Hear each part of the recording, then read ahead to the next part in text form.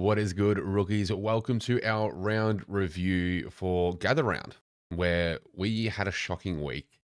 Happily admit, there's no covering it up, there's no hiding.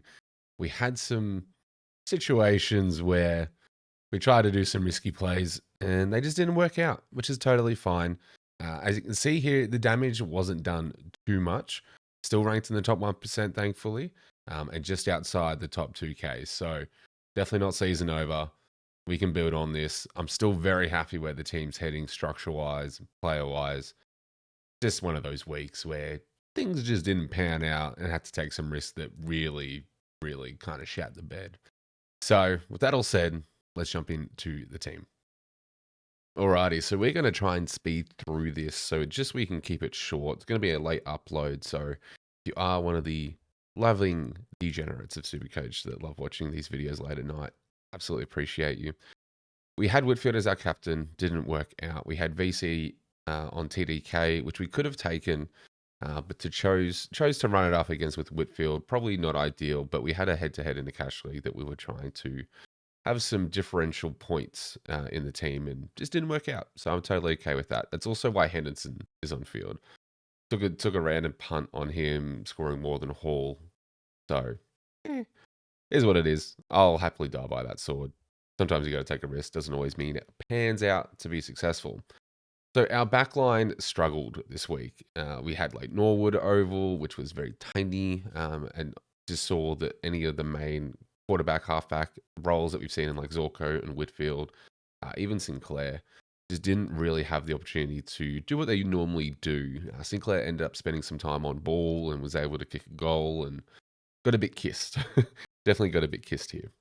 So defensive wise, the highlights is more the rookies. Trainer got an 80, Reed got a 104, and Bice got an 89. So very, very solid. Pryor, unfortunately, it just didn't seem to do all that much. In our midfield, we had Sinclair, 108. Seems to be one of the only good moves we pushed into the midline. We had Dunkley at an 88, his lowest game as of yet. Just the mids in Brisbane outside of like Ashcroft, Will Ashcroft just didn't really perform. Zorko 82, Neil I think was 90, Dunkley 88. Just wasn't one of those games that really had anything good back. Ed Richards returned the favour, gave us a 113, very, very solid. Again, we're not really worried about pricing for him. We plan on holding him for much longer, especially when Bonk is injected into the side. Very curious to see what happens to his scoring. If it does eventually fall off, then we can use him to get up to an absolute uber primo. Chera, how good is this pick? At his starting price, he's been Mr. Consistent and gives us I dare say, maybe a spike score for his price at a 117. Love the work. Oliver, just doing enough to not be a problem at the moment. We know he has those spike capabilities in his system and capability. Their fixture also does begin to open up a little bit after Freo. So then we really want to hold on to him until round 8 or round 9 and then really see what happens. Either flip him up or if he ends up having to spike scores, maybe it's not a problem. He seems to be pretty good.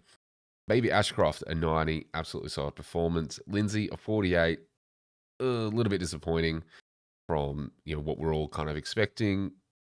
Yeah, it's a bit hard. These rookies didn't really pull the trigger on any other lines this week outside of the forward line. You had Pal Pepper to come in and turned up, and then you had a Cleary come in and do an 81.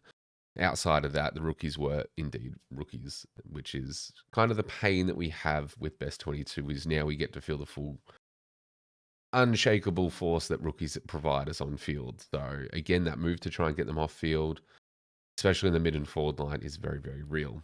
Henderson a 13. We did have Sardis on field to take TDK's VC and take Hall's score, which we should have done. Definitely left some points on the table there, but we made a play, didn't work out. How it goes. I've been saying for now 2 weeks, I need to just be safe and simple with my VC and C options. So I'm going to do that moving forward. Yeah, no more risk. That's the plan moving forward. The plan, again, the trades that did come in. So we had Whitfield come in for Fridge. We had Nod come in for Hall. And then we moved Stone on to Cleary just because I didn't want to get Dudley. And he was also named sub as well. So, assuming Dudley was sub, I got in Cleary, who did what we needed him to do for an 81. So very, very solid. which means really our downgrade targets are very simple this week. Obviously, Sardis did not get named as the emergency. Really concerning for his job security. Does he get a play? The Bombers paid quite well. Setterfield came above him in selection and had a ripper game. So maybe some concerns on Sardis now. Might be a rookie correction week for us potentially. Gorn, 145. Brian going down with, I believe, an ACL injury. Just opened up the scoring potential for Gorn against a lone Sid Draper. Not Sid Draper, my goodness. Draper. What's his first name? Sam Draper. Same, but different. Sam and Sid. The Draper that looks like he owns a Toyota Hilux and wears a loose set of Steely Blues on his foot. So should have taken it from the VC perspective for TDK, but yeah, absolutely kissed in regards to Gorn owners as Sherry just does not look 100%. Looks like he's carrying that hamstring injury and is, not doing well. So as a Gorn owner, if we faded Sherry for that, absolutely kissed. Happily admit that. Surprisingly, Jason Hall-Francis has backed up his big performance of a 153 or whatever it was last week with a 119. Looked quite concerning in the first quarter, but turned it around over the remainder of the game. So very, very happy with that. 91 from a Raken when the consideration was he may not play is massive, and we take that every day of the week. McRae, a lonely 70. Now, a lot of projections kind of got destroyed because McRae was projected to go at like 130, and he, just pretty much went half of that. So, is what it is. He'll still be fine. Just cop some attention. That's really all there is with that tag. Bailey Smith backing it up again with a 126. I think he only had about 56% DE. So again, CD Lovechild, awesome stuff. Kalen Daniel, again, 116, doing exactly what we need him to do. And I think Davidson's kind of touched back to earth at this point. I believe he is around, he scored pretty much at his break even now. So could be a potential time to move him on and kind of make some moves happen around there. Kako, a 38. Also one you can look to move on. Has a break even of 15, so still a little bit more cash to be made. Hopefully he gets a spike score in there. Essendon do have a bit of a nice run coming up. So for like a Reed and a Pryor, might be worth holding on to if possible. And then, as I said, we had Cleary doing an 81, which is lovely, which puts him at a negative 73. Break even. Moraes as well, quite concerning. He's probably dying off quite quickly, scoring in the 40s and 50s of late. Only really had the one spike score. So, yeah, we're kind of seeing what he's going to average here. They do have Sydney as well, so a bit of a tougher game. He'll make a little bit more cash, but one to flip, essentially. So, you take it as you can. But that's the team. Not horrible. A 2166, it is bad in comparison to some of the scores. Like we saw a 2500 get up there. A lot of 2250 pluses. It's just how it works. Sometimes we have, we could have easily brought in a Brayshaw and captained him, but it wasn't in line with the plans I wanted to make for my team trade-wise. So just how it ends up, being sometimes. Now, DPP has come into play as well. So we're going to have a quick look at DPP updates and see if that affects any of our trade plans. All right, so quick shout out to Supercoach Talk that actually posts a lot of the cool information and stuff that we're going to go through. So if you haven't checked them out, go check them out. But some interesting ones we're going to look at here. We're going to have a look at people that have now got defender status. And if there's anyone that really sticks their name out. Josh Dacos is definitely one to watch. Voss, I don't think we're going to really worry about. Reed as well, very interesting enough. If we're looking at anyone else, maybe Shield if you want to go there. Stone, probably not relevant. Burgoyne was looking kind of good. However, I'm not sure the role sticks as he does play some wing. So, yeah, bit annoying. Rankin in the mids, just handy for some movements. That's really about it. Perryman as well. I don't think that's too relevant, so we're not going to dive into that. Sheasel, which is nice. Again, just some flexibility. Davidson maybe helps you work out some trade plans, being able to swing him around between the forward line and the mid line. So something to definitely consider as well. And then just, again, some flexibility from McRae. Sam DeConey was always going to get rucked, so if you held on to him, I'm not sure why, but you've got that flexibility there. The forward one is like the main one that we're all kind of looking at here and what we wanted to see. So Chad definitely gets it. And it's a little smoky in Patrick Dangerfield and James Peatling do get it. Could be an interesting pickup if you still wanted to go Peatling. You didn't start him. Who else do we have here? We have Levi Ashcroft, which is if you're not looking to bring in like a track and fill up pretty much all your forward spots, I think Levi's a fine position in F6 if you wanted to put him there. Martin is also a bit of a smoky. He's now got the defender forward status. Very awesome. Track, of course, awesome stuff. Definitely going to be a popular trade in. Henderson, if it mattered, but he's pretty much gone this week. We also had Laylor as well, if you did have him. Murphy Reed, very handy as well. And that's really about it from, a DPP perspective and what that potentially brings into our trade plans. Now, early trade plans, what am I going to be looking at personally? There's a few things. So I'm not at all afraid to use my boost up early. So if we look at trading out, we've got Davidson we can trade out. Let's just say we want to get rid of Henderson as well. We've got 484. Now, if we want to do a simple boost, who else is someone we can move out? Let's have a look at the break-evens here. Let's just say that Sardis, for example, is actually dead.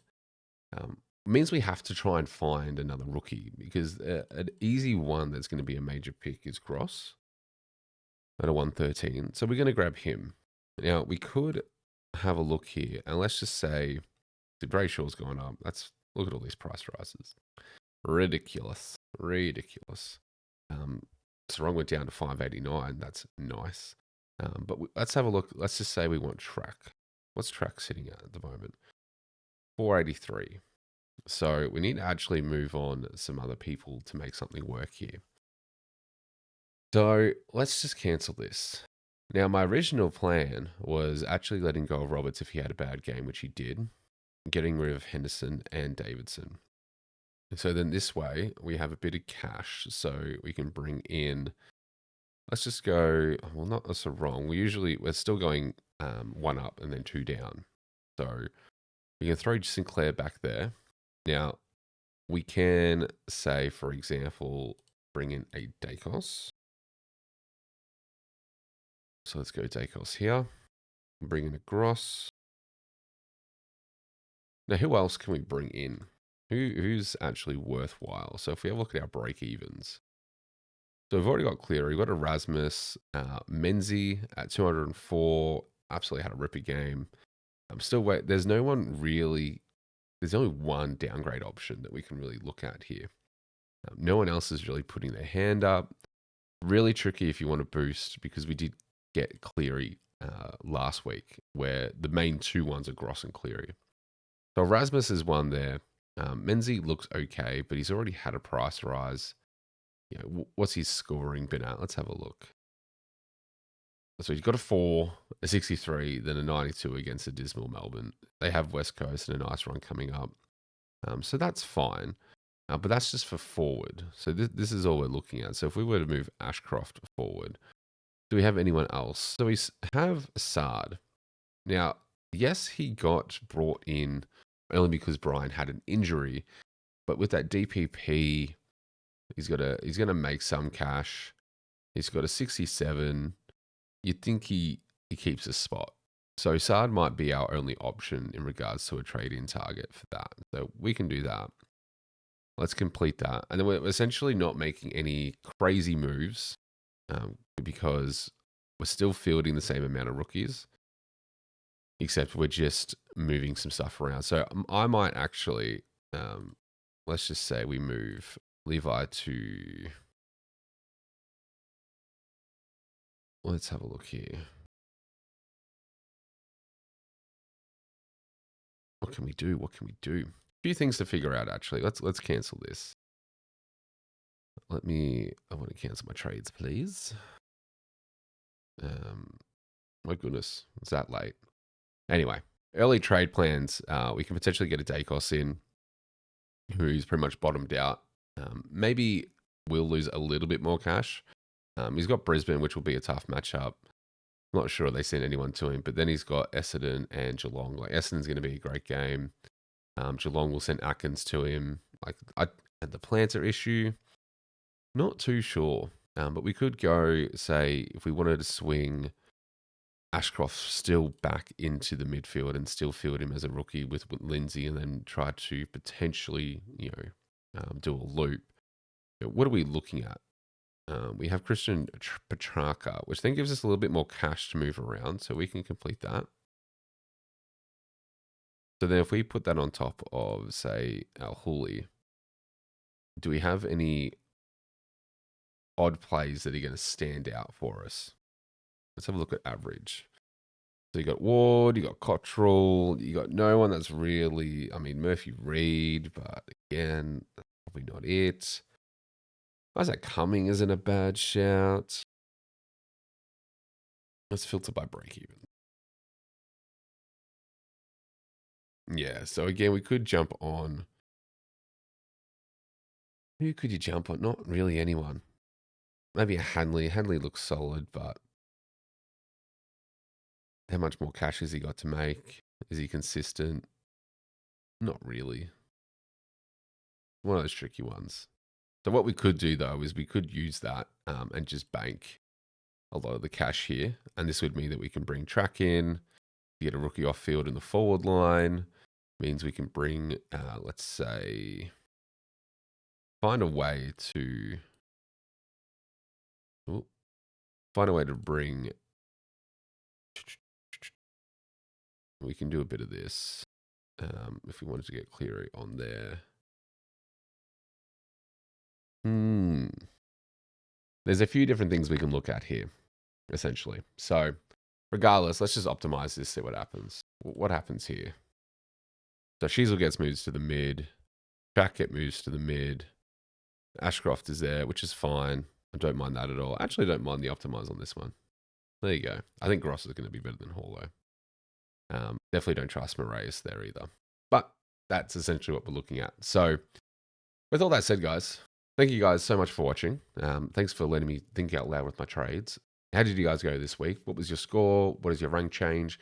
And what are your early trade thoughts leading into the week? We'll touch on VC and our final trades as the week progresses. We obviously have the review crew on Monday night as well. Make sure you're around for that. And with that said, guys, thanks again for all the love and support. Make sure you leave a like on the video. Make sure you do subscribe and check out the memberships as well if you can. Cheers.